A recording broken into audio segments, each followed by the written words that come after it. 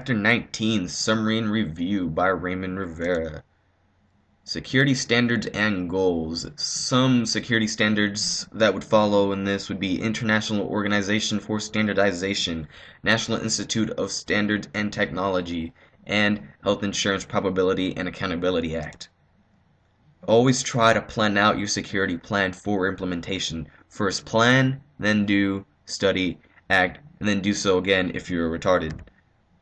Controlling access in Windows. First, the three types would be authentication, authorization, and physical security. Network and computer access. In a local computer, BIOS settings is usually what controls the computer access. In a larger network, domain is usually what controls the network authentication. Authentication methods. There's three types. There's password, biometric data, and smart cards. Smart cards. Smart cards are small devices containing authentication information, usually keyed into a logon window by a user, and usually read by a smart card reader.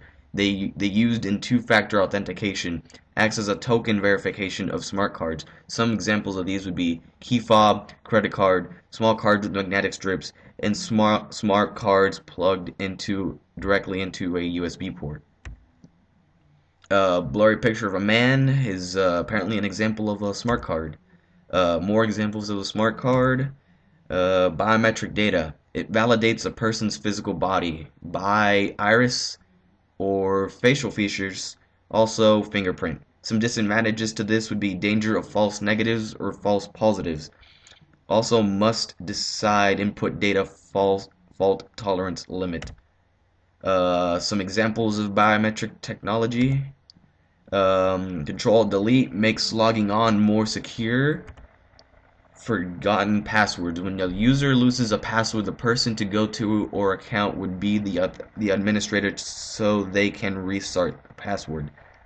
Password reset issues. The OS locks user out from encrypting email or files or stored internet password. Solution: password reset disk. Features designed to secure the system motherboard's BIOS.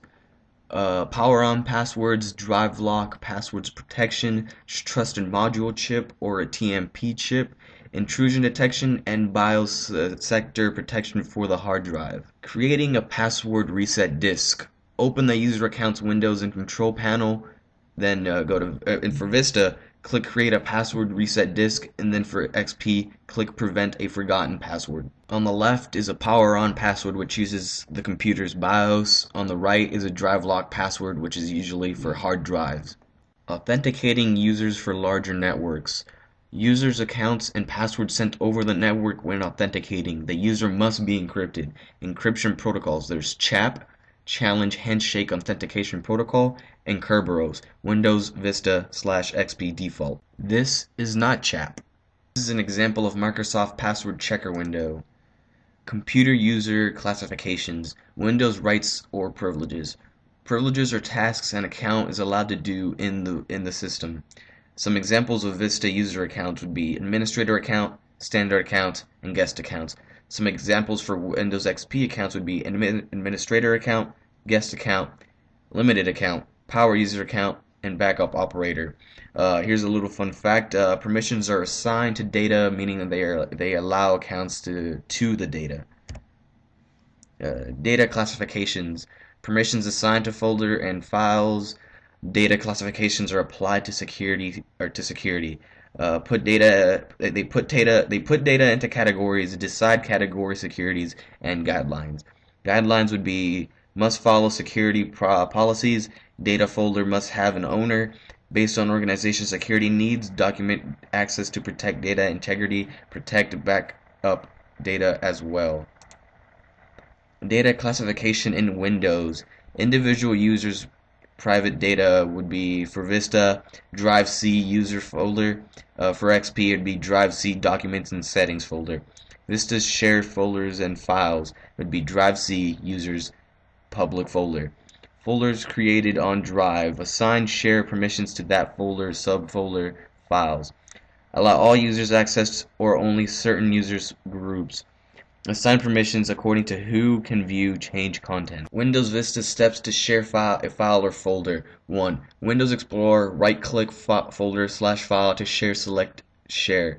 2nd, click the down arrow. Third, list of users of this computer displays. 4. Allow everyone to access by selecting everyone. 5. Click Add. And then 6. Allow users right to make changes. First, find the folder or file that you want to share. You can go to Start, Computer. Once you find it, click on it once. If you own the folder, meaning you have permission to control it, a Share button will appear on the top of the window. Click on the Share button.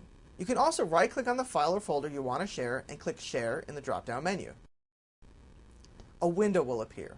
You'll be asked to give permission to the user with whom you'd like to share the file. You have the option to choose individual users or everyone in the drop-down menu. Once you've chosen who you want to share it with, click Add. I'll choose everyone. If you want to adjust permission levels, click on the user in your list. Select the level of permission they can have from the drop-down menu that appears. Press Share when you're finished. Also, you can adjust your settings. Go to Network and Sharing Center on the top of your window. From here, you can select to turn your file shares on or off by clicking on the button next to the folder in the list. A menu will appear where you can change the settings. Click on the setting you want and press Apply, and you have successfully changed your sharing. Troubleshooting problems in Vista. First, open Network and Sharing Center and verify if the files sharing is turned on, public folder sharing is turned on, and password protected sharing is turned on as well. Also, in the Network and Sharing Center, click Manage Network Connection icon, select Properties, and respond to the UAC box.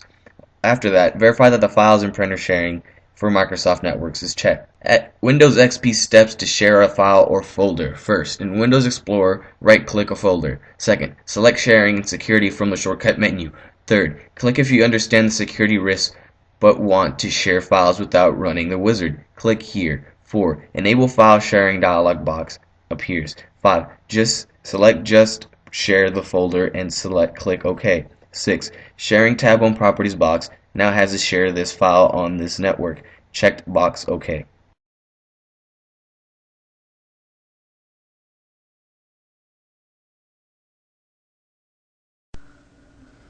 Now you got a whole bunch of resources like files and folders and printers, and you want to share them across the network so that other people on the network can access them without buying their own printers and so on and so forth. Well, to share a file and a printer is really simple. All you have to do is right-click on a folder, for example, go to Sharing and Security, click on Share this folder on the network. If you want the network users to be able to change your files, then check that. Click Apply. Click Yes. Click OK. And notice the hand says that this folder is shared. As you can tell, those last couple videos, they were not me. I got those from YouTube, so decided to cite my work. Gotta keep away from that copyright. So here's the information for the last 2 videos I just showed. Troubleshooting problems for XP. Open the network connection window, right-click the connection, then select Properties. For local area connection properties dialog box opens. Verify that the client or Windows network or file and printer share for Microsoft networks both are checked. Lastly, click Install to install them if necessary. Steps to set up a network drive. Select a network letter from the drop-down list. Click Browse button to locate shared folder or drive. Click OK to close the browser for folder dialog box and click Finish to map the drive. More ways to secure a computer or a small network. Hardware security devices, encryption techniques, biosecurity features, locking your workstation, protecting against malicious software, and educating users. Encryption techniques. Encryption puts data into code and must be translated before you access it later. Something to consider to encrypt would be your entire hard drive or encrypt your wireless network. Public keys use both private and public. In this picture, the recipient's public key is used to encrypt the message and her private key to decrypt it. A really good thing to get in a good habit of is locking your computer before you leave your workstation. You do this by hitting Control-Delete and it locks the computer. Press the window key L, which uses computer policy to make passwords required. Malicious ware and how to protect it. Okay, really easy shortcut to all this. You remember the free software that our awesome teacher gave us the other day? Well, use that Microsoft Forefront Endpoint Protection 2010. It's really godlike and free. For us anyway. Antivirus and some other ware stuff. So use it so then you're not screwed and don't get the stuff that I'm about to tell you about. The bad stuff. Greyware and anything annoying and unwanted program. May or may not be bad. Malicious software. Any unwanted program that means harm. Possibly Mr. Coombs when he's bored and wants to hack your Bluetooth or Facebook. Which with his pinky finger. Yeah, pretty crazy. Yes, Mr. Coombs is software. More bad stuff. Viruses. They're replicants by attaching itself to other programs. Adware, products unwanted pop-up ads. Spyware, or also kind of considered software. It installs itself on a computer and spies on you, the user, and collects personal information. Keylogger tracks all keystrokes. What Mr. Coombs does with his eye sockets, not a computer. More bad stuff times 2.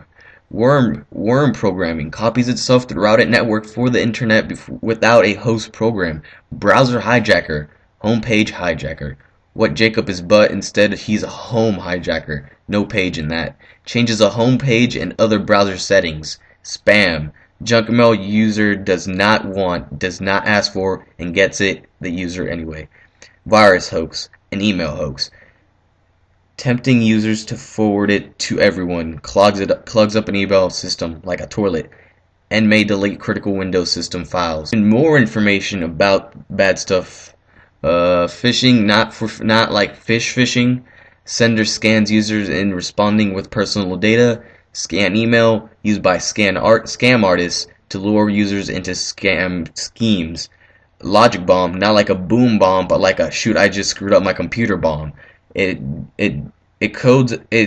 adds codes to the software and is triggered into a predetermined time or event.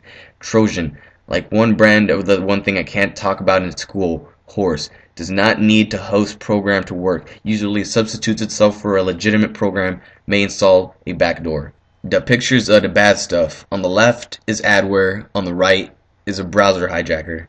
This is an example of a Trojan pop-up. Ways of virus attacks and hides. Boot sector, file virus, multi-part patriot virus, macro virus, script virus, and rootkit. Best practices. Always use a software firewall. Use antivirus or AV software. Use a UAC box. Limit use of administrators' accounts. Set Internet Explorer for optimum security. Use alert client software. Keep good backups. The end.